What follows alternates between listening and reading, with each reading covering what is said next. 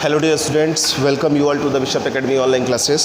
Today we study about the business for class 11 and it is our first part of the second chapter. The second chapter name is the forms of business organization. In this chapter our learning objective is the classification of business entrepreneurship or the enterprises on the basis of ownership like a private sector enterprises, public sector enterprises and joint sector enterprises. तो इसमें जो हमारा आज का learning object रहेगा पूरे इस chapter में वो पहला जैसे कि बताया गया कि हमारा जो बिज़नेस इंटरप्राइजेस होता है किस किस फॉर्मेशन में होता है, किस किस कैटेगरी का होता है। तो उसमें प्राइवेट सेक्टर के बेसिस पे, पब्लिक सेक्टर के और जॉइंट सेक्टर पे। सेकेंड ऑब्जेक्टिव इसका the form of private sector enterprises. उसमें प्राइवेट सेक्टर इंटरप्राइजेस में किस किस तरह की इंटरप्राइजेस आते हैं। तो उसमें हमारा पहला आता है sole proprietorship, joint Hindu family business, partnership, cooperative organisation and companies. तो ये सारी जो होती है हमारी आती है ये सोल प्रोप्राइटरशिप में आती हैं। तो एटलीस्ट अगर देखें तो ये सेकंड ऑब्जेक्टिव है इस चैप्टर को पढ़ने का। ये चैप्टर थोड़ा सा लेंदी है। इस चैप्टर्स में बहुत सारे टॉपिक्स हैं जो आपके बिजनेस ऑर्गेनाइजेशन से रिलेटेड है, जिसमें अगर थर्ड टॉपिक की बात करें सोल प्रोप्राइटरशिप होती क्या है। जैसा कि हमने बताया कि हमारा जो बिजनेस इंटरप्राइजेस था प्राइवेट सेक्टर में वो 3-4 तरीके का होता है। सोल प्रोप्राइटरशिप होती है, फिर हम उसका एक्सपेंशंस कैसे करते हैं, उसको बढ़ाने का काम कैसे करते हैं। बस सोल प्रोप्राइटरशिप है तो उसमें क्या सिचुएशन होगी, कैसे आगे जाएंगे, उसको हम अगले टॉपिक में जो कि हमारा expansion of sole proprietorship form, appointment of paid assistance and the admit of a partner. तो यहाँ इसके बढ़ाने के बेसिस पे है। फिर जॉइंट हिंदू फैमिली बिजनेस है जिसमें हम उसके मीनिंग्स के बारे में, फीचर, मेरिट, डिमेरिट्स के बारे में पढ़ेंगे। Then after partnership same situation, merit, features, demerit और उसके मीनिंग्स के बारे में पढ़ेंगे। टाइप ऑफ पार्टनरशिप में हमारे पास कुछ तरह के पार्टनर्स होते हैं जिसमें आपको बताया जाएगा partnership at will, fix partners या fix period partners, then particular partnership, general partnership और लिमिटेड पार्टनरशिप। तो ये तमाम तरह के जो पार्टनर होते हैं उनके बारे में बताया जाएगा। साथ ही साथ टाइप ऑफ पार्टनर जो होते हैं, देखिए पार्टनरशिप है और ये पार्टनर्स है। तो पार्टनरशिप कितने तरीके की होती है उसके बारे में, उसके बाद कितने तरह के पार्टनर होते हैं जैसे like active partner, sleeping partner, secret partner और नॉमिनल पार्टनर। तो ये हमारे पॉइंट ऑफ व्यू रहते हैं इस चैप्टर में।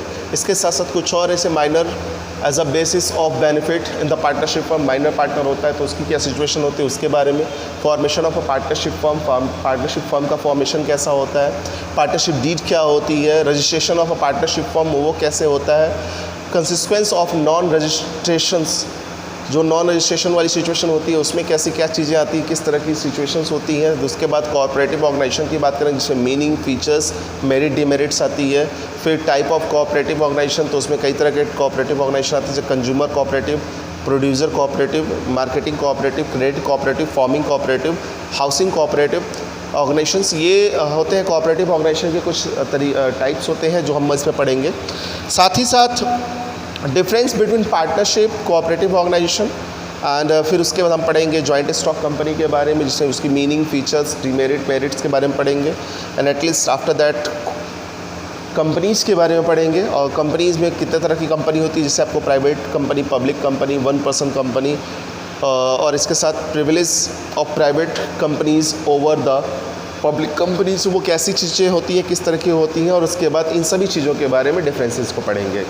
सो डियर स्टूडेंट्स, आज का हमारा इसके बाद भी बहुत सारी चीज़ें रहती हैं जिसमें हमारा stage of formation of a company, promotion उसमें आता है, इनकॉर्पोरेशन आता है, कैपिटल फॉर्मेशन आता है, सब्सक्रिप्शन आता है, कमिटमेंट ऑफ बिजनेस आता है, साथ ही साथ प्रमोशन स्टेज आता है, इनकॉर्पोरेशन स्टेज आता है, कैपिटल सब्सक्रिप्शन स्टेज होता है। इन सब के बारे में हम जब पढ़ेंगे फिर बिजनेस के कमिटमेंट्स के सिचुएशन में क्या क्या डॉक्यूमेंट्स हमको चाहिए, कैसे कैसे प्रोसीजर्स को फॉलो करेंगे कि ये सारी चीज़ें हम कंप्लीट करके बिज़नेस को या कंपनी को इस्टेब्लिश कर सकते हैं उसके बाद।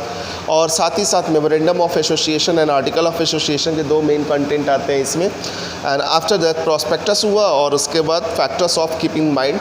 जब हम बिज़नेस को चॉइस करते हैं तो कौन कौन से फैक्टर्स को हमें दिमाग में रखना चाहिए या बिज़नेस को करने से पहले किन किन चीज़ों को फोकस करना चाहिए, उन सभी चीज़ों को हम यहाँ से पढ़ेंगे। तो ये अगर देखें तो इस चैप्टर्स बड़ा चैप्टर होने की वजह से इसमें से लगभग वेटेज के फॉर्म में देखें तो 12 मार्क्स के क्वेश्चन आपके इस सेगमेंट से आते हैं।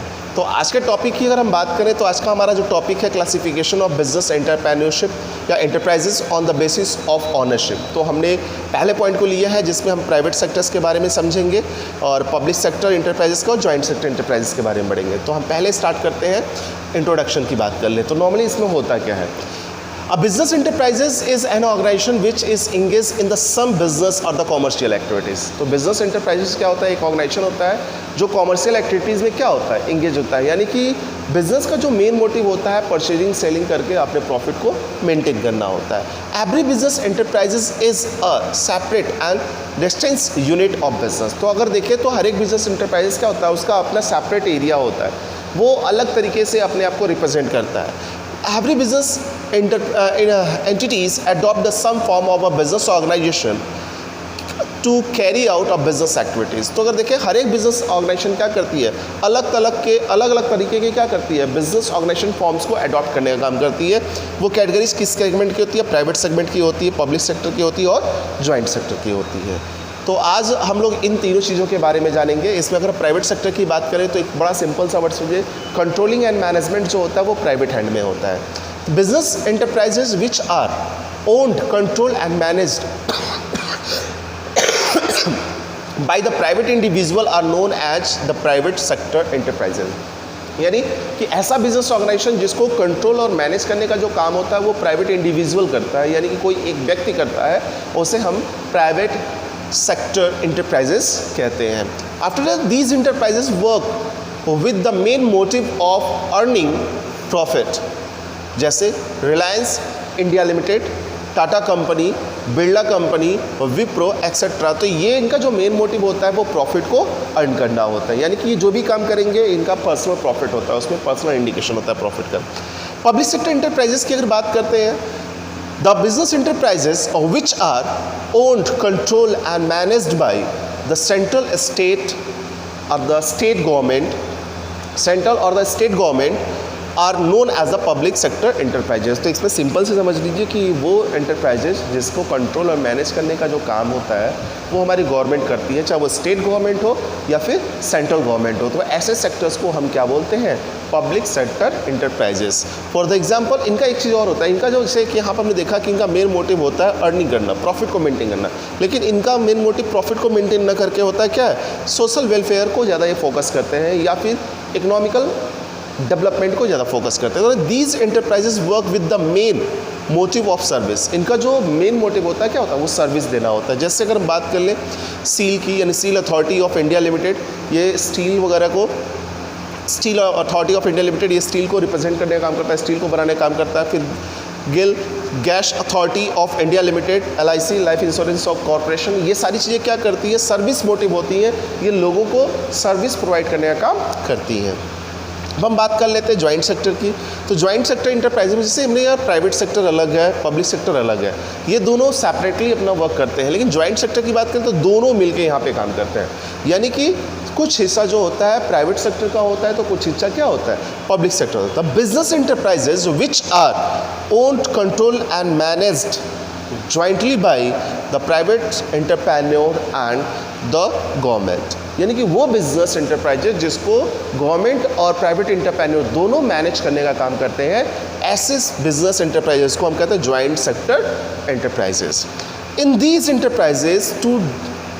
enterprises the day-to-day management lies on the hand on the private entrepreneurs, whereas the government control supervision by its members and the board of director। तो नॉर्मली इसमें क्या होता है कि जो डे टू डे रिक्वायरमेंट होती है उसको मैनेज करने का काम जो होता है वो प्राइवेट अथॉरिटी करती है, लेकिन अब उसके साथ साथ गवर्नमेंट क्या करती है? इसको सुपरविजन करने का काम करती है। यानी कि जिस ऑब्जेक्ट को लेके इस एंटरप्राइजेस को इस्टेब्लिश किया गया है उस ऑब्जेक्ट को पूरा करने का काम प्राइवेट सेक्टर के माध्यम से हो रहा है या नहीं हो रहा है, उसको ऑब्जर्व करने के लिए वो क्या करती है? बोर्ड ऑफ डायरेक्टर्स के साथ पार्टनरशिप में होती है और यहाँ पे बोर्ड ऑफ डायरेक्टर के थ्रू उसको सुपरविजन करने का काम करती है। जैसे मारुति उद्योग लिमिटेड, फिर कोचीन रिफाइनरी एक्सेट्रा, ये दोनों ऐसे हैं जिसमें क्या है? गवर्नमेंट भी इन्वॉल्व है और प्राइवेट सेक्टर भी इन्वॉल्व है। तो इस सिचुएशन में सर्विस तो हो रही है लेकिन प्राइवेट सेक्टर के प्रॉफिट को, मोटिव को फोकस करते हुए, लेकिन वेल डेवलपमेंट सिचुएशन यानी कि सोसाइटी के वेलफेयर को भी फोकस करने का काम इसमें किया जाता है। So dear students, in this video that's all. We should be meet in next video in the next part. If you have any type of query, you should be consult with me on the Google Classroom.